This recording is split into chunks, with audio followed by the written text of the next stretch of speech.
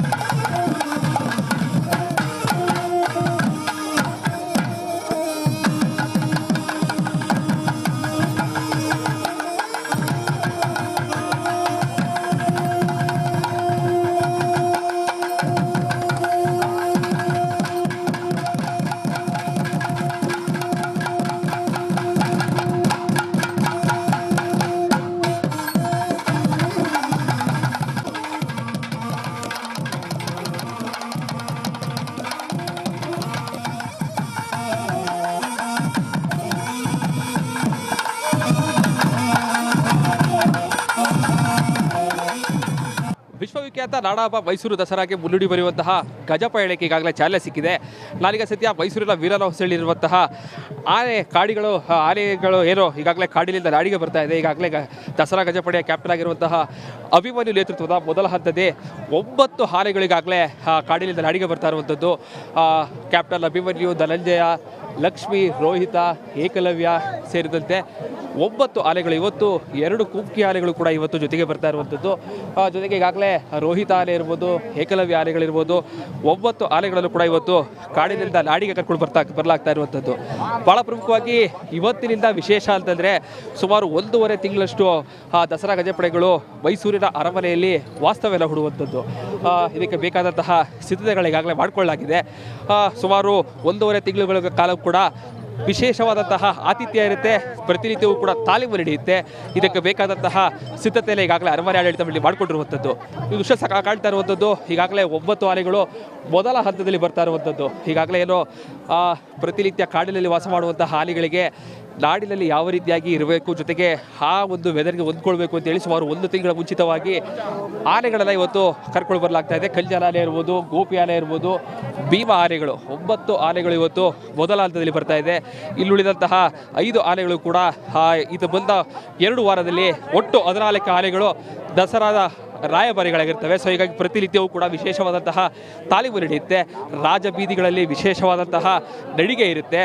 ಇವತ್ತಿನಿಂದ ಸುಮಾರು 1.5 ತಿಂಗಳ ಕಾಲ ವಿಶೇಷವಾಗಿ ಈಗಾಗಲೇ ಏನು ದಸರಾ ಗಜಪಡೆಗಳಿಗೆ ವಿಶೇಷವಾದಂತಹ ಸವಲತ್ತನ್ನು ಕೊಟ್ಟಿರ್ತಾರೆ. ಜೊತೆಗೆ ಪ್ರತಿನಿತ್ಯವೂ ಕೂಡ ತಾಲೀಮು ಇರುತ್ತೆ. ಸೊ ಹೀಗಾಗಿ ನಿಜಕ್ಕೂ ಕೂಡ ದಸರಾ ಗಜಪಡೆಗಳಿಗೆ ಇವತ್ತಿನಿಂದ ವಿಶೇಷವಾದಂತಹ ಸೌಕರ್ಯಗಳು, ಜೊತೆಗೆ ಲಕ್ಷಾಂತರ ಮಂದಿ ನೋಡುವಂತಹ ಜಂಬೂ ಸವಾರಿಯ ದಿನ ಯಾವುದೇ ರೀತಿಯಾದಂತಹ ಅತಾಚುರಿಗಳು ಆಗಬಾರ್ದು ಅಂತೇಳಿ ಸಾಕಷ್ಟು ಸಿದ್ಧತೆಗಳ ಇವತ್ತಿಂದ ಮಾಡಿಕೊಳ್ಳುವಂಥದ್ದು.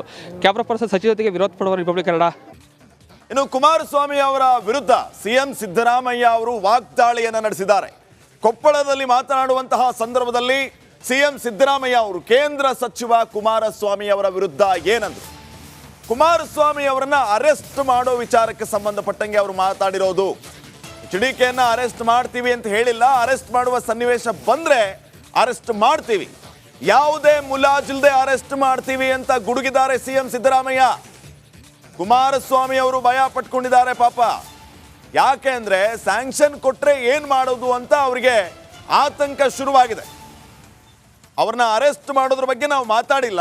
ಆದರೆ ಕುಮಾರಸ್ವಾಮಿನ ಅರೆಸ್ಟ್ ಮಾಡುವಂಥ ಪ್ರಸಂಗ ಸನ್ನಿವೇಶ ಬಂದರೆ ಮುಲಾಜಿಲ್ಲದೆ ಅರೆಸ್ಟ್ ಮಾಡ್ತೀವಿ ಅಂತ ಸಿಎಂ ಸಿದ್ದರಾಮಯ್ಯ ಹೇಳಿದ್ದಾರೆ. ಮಾಡ್ತೀವಿ ನಾನು ಅರೆಸ್ಟ್ ಮಾಡ್ತೀನಿ ಅಂತ ಎಲ್ಲೂ ಹೇಳಿಲ್ಲ. ಈಗ ಅರೆಸ್ಟ್ ಮಾಡಬೇಕಾದಂಥ ಸನ್ನಿವೇಶ ಬಂದರೆ ಅರೆಸ್ಟ್ ಮಾಡ್ತೀವಿ, ಯಾವುದೇ ಮುಲಾಜಿ ಇರೋದಿಲ್ಲ. ಆದರೆ ಅಂಥ ಸನ್ನಿವೇಶ ಏನಿಲ್ಲ. ಈಗ ಕುಮಾರಸ್ವಾಮಿ ಭಯ ಪಟ್ಕೊಬಿಟ್ಟಿದ್ದಾರೆ ಪಾಪ. ಅವ್ರಿಗೆ ಶ್ಯಾಂಕ್ಷನ್ ಕೊಟ್ಬಿಡ್ತಾರೆ ಗವರ್ನರು ಅಂತ ಭಯ ಅವ್ರಿಗೆ. ಯಾಕಂದರೆ ಶ್ಯಾಂಕ್ಷನ್ ನಾವು ಕೇಳಿಲ್ಲ ಅಥವಾ ಖಾಸಗಿಯವ್ರು ಯಾರು ಕೇಳಿಲ್ಲ. ಶ್ಯಾಂಕ್ಷನ್ ಕೇಳಿರೋರು ಯಾರು? ಲೋಕಾಯುಕ್ತದ SIT ಅವರು ಕೇಳಿರ್ತಕ್ಕಂಥದ್ದು. ಅವರು ತನಿಖೆ ಮಾಡಿ ಎವಿಡೆನ್ಸ್ ಕಲೆಕ್ಟ್ ಮಾಡಿ ಆಮೇಲೆ ಕೇಳಿದ್ದಾರೆ. ಅದರ ಅರ್ಥ ಇವ್ರ ಮೇಲೆ ಎವಿಡೆನ್ಸ್ ಇದೆ ಅಂತ. ನಾನು ಎಲ್ಲ ವಿಚಾರಗಳಿಗೆ ಸಂಬಂಧಪಟ್ಟಂತೆ ಇನ್ನಷ್ಟು ಮಾಹಿತಿಯನ್ನು ನೀಡುತ್ತಾರೆ ನಮ್ಮ ಪೊಲಿಟಿಕಲ್ ಬ್ಯೂರೋ ಹೆಡ್ ವಿಜಯ್. ಈಗ ನ್ಯೂಸ್ ಡೆಸ್ಕ್ನಿಂದ ನೇರ ಸಂಪರ್ಕದಲ್ಲಿದ್ದಾರೆ. ವಿಜಯ್, ಗಮನಿಸ್ತಾ ಇದ್ದೀವಿ ರಿಪಬ್ಲಿಕ್ ಕನ್ನಡ ವರದಿ ಮಾಡ್ತಾ ಇದ್ದಂತೆ ರಾಜ್ಯ ರಾಜಕಾರಣದಲ್ಲಿ ಈಗ ಒಂದು ರೀತಿಯ ಸಂಚಲನವೇ ಸೃಷ್ಟಿಯಾಗಿದೆ. ಈಗ ಬಿಡುಗಡೆಯಾಗಿರುವಂತಹ ದಾಖಲೆ ಮತ್ತು ಈ ದಾಖಲೆಯಲ್ಲಿಯೂ ಕೂಡ ಅಕ್ರಮ ಎಸಗಿರುವಂತಹ ವಿಚಾರಗಳೇನು ಪ್ರಸ್ತಾಪ ಆಗಿದೆ, ಇದು ಮುಖ್ಯಮಂತ್ರಿಗಳಿಗೆ ಎಷ್ಟರ ಮಟ್ಟಿಗೆ ಕಂಟಕವಾಗಿ ಪರಿಣಮಿಸಬಹುದು? ಏನೆಲ್ಲ ಮಾಹಿತಿ ಕೊಡ್ತೀರಿ? ಶ್ರೀಪಾದ್, ಮುಖ್ಯಮಂತ್ರಿ ಸಿದ್ದರಾಮಯ್ಯ ಅವರ ಪತ್ನಿ ಮೈಸೂರಿನ ವಿಜಯನಗರ ತೆಗೆದುಕೊಂಡಂಥ 12 ಸೈಟ್ಗಳ ಪ್ರಕರಣ ಏನಿದೆ, ಅದಕ್ಕೆ ಹೊಸ ಟ್ವಿಸ್ಟು, ಹೊಸ ಆಯಾಮ ಸಿಕ್ಕಿರುವಂಥದ್ದು ಮತ್ತು ರಾಜಕೀಯವಾಗಿ ಮುಖ್ಯಮಂತ್ರಿ ಸಿದ್ದರಾಮಯ್ಯ ಅವರಿಗೆ ಹಲವು ಪ್ರಶ್ನೆಗಳಿಗೆ ಉತ್ತರಿಸಬೇಕಾದಂತಹ ಪರಿಸ್ಥಿತಿ ಎದುರಾಗಿರುವಂಥದ್ದು. ಎರಡು ವಿಚಾರ ಇಲ್ಲಿ. ಒಂದು, ನಾನು ಎಲ್ಲೂ ಕೂಡ ಇಂಥ ಜಾಗದಲ್ಲಿ ನಿವೇಶನ ಕೊಡಿ ಅಂತ ಕೇಳಿಲ್ಲ ಅಂತ ಹೇಳಿದ್ರು. ಅದಕ್ಕೆ ಸಂಬಂಧಪಟ್ಟಂತೆ ಈಗಿರುವಂಥ ದಾಖಲೆ ಮೂಡ ಆಯುಕ್ತರಿಗೂ ಮತ್ತು ಪತ್ರ ಬರೆದಂಥ ಸಿದ್ದರಾಮಯ್ಯ ಪತ್ನಿ ಪಾರ್ವತಿ ಅವರು ಕೂಡ ಇಂಥ ಜಾಗದಲ್ಲಿ ನಿವೇಶನ ಕೊಡಬೇಕು ಅಂತ ಬಹಳ ಸ್ಪಷ್ಟವಾಗಿ ಹೇಳಿರುವಂಥದ್ದು. ಆದರೆ ಇನ್ನೊಂದು ಟ್ವಿಸ್ಟ್ ಇರುವಂಥದ್ದು, ಅಲ್ಲಿ ವೈಟ್ನರ್ ಹಾಕಿರುವಂಥದ್ದು ಆ ಲೈನಲ್ಲಿ ಏನಿರಬಹುದು ಅನ್ನುವಂಥದ್ದು ಆರೋಪ ಬಂದಿರುವಂಥದ್ದು. ಏನು ಈಗ 12 ನಿವೇಶನ ತೆಗೆದುಕೊಂಡಿದ್ದಾರೆ, ಅದೇ ಜಾಗದಲ್ಲಿ ನಿವೇಶನ ಕೊಡಬೇಕಂತ ಬರೆದಿದ್ರು. ಅದಾದ ಬಳಿಕ ಏನು ಒಂದಿಷ್ಟೆಲ್ಲ ಆರೋಪ ಬಂದ ಬಳಿಕ ದಾಖಲೆ ತೆಗೆದುಕೊಂಡು ಬಂದರು. ಆ ದಾಖಲೆಯಲ್ಲಿ ಅದನ್ನು ವೈಟ್ನರ್ ಹಾಕಿ ತಿದ್ದಿದ್ದಾರೆ ಅನ್ನುವಂಥದ್ದು ಒಂದು ಗಂಭೀರ ಆರೋಪ. ಅದರ ಜೊತೆಗೆ ಒಂದು ವೇಳೆ ಅದರಲ್ಲಿ ಅದಿಲ್ಲ ಅಂತಂದ್ರೂ ಕೂಡ ನಿವೇಶನ ಸಂಬಂಧಪಟ್ಟಂತೆ ಕೊಡಿ ಬದಲಿ ನಿವೇಶನ ಅಂತ ಕೇಳಿರುವಂಥದ್ದು ಕೂಡ ಅದೇ ಮೊದಲ ತಪ್ಪು ಅನ್ನೋದಕ್ಕಿಂತ ಏನಂದ್ರೆ ನಾನು ಎಲ್ಲೂ ಕೇಳಿಲ್ಲ ಅಂತ ಮುಖ್ಯಮಂತ್ರಿ ಸಿದ್ದರಾಮಯ್ಯ ಹೇಳಿದ್ರು, ಕಾಂಗ್ರೆಸ್ ಅವರು ಹೇಳ್ತಾ ಇದ್ರು. ಈಗ ಅದಕ್ಕೆ ಸಂಬಂಧಪಟ್ಟಂತೆ ಅದು ಸುಳ್ಳು ಹೇಳಿದ್ರು ಅನ್ನೋಂಥದ್ದು ಕೂಡ ಗೊತ್ತಾಗುವಂಥದ್ದು. ಎರಡನೇದು, ಅಲ್ಲಿ ತಿದ್ದಿರೋಂಥದ್ದು ಯಾಕೆ ತಿದ್ದರು, ಯಾಕೆ ವೈಟ್ನರ್ ಹಾಕಿದ್ರು ಅನ್ನೋಂಥದ್ದು. ಅಲ್ಲಿ ಬ್ಲ್ಯಾಂಕ್ ಇರುವಂಥದ್ದು, ಅದು ಎಲ್ಲೂ ಕೂಡ ಬ್ಲ್ಯಾಂಕ್ ಇರಬಾರ್ದು. ಬ್ಲ್ಯಾಂಕ್ ಇರುವಂಥ ಹಿನ್ನೆಲೆಯಲ್ಲಿ ಒಂದಷ್ಟು ಅನುಮಾನಗಳ ಜೊತೆಗೆ ಪ್ರಶ್ನೆಗಳು ಕೂಡ ಉದ್ಭವ ಆಗುವಂಥದ್ದು. ರಾಜಕೀಯವಾಗಿ ಒಂದಷ್ಟು ಈಗ ಉತ್ತರಿಸಬೇಕಾದಂಥ ಇಕ್ಕಟ್ಟಿನ ಪರಿಸ್ಥಿತಿಯಲ್ಲಿ ಸಿಲುಕಿರುವಂಥದ್ದು. Shripad. Okay, thank you Vijay ಮಾಹಿತಿಗಾಗಿ.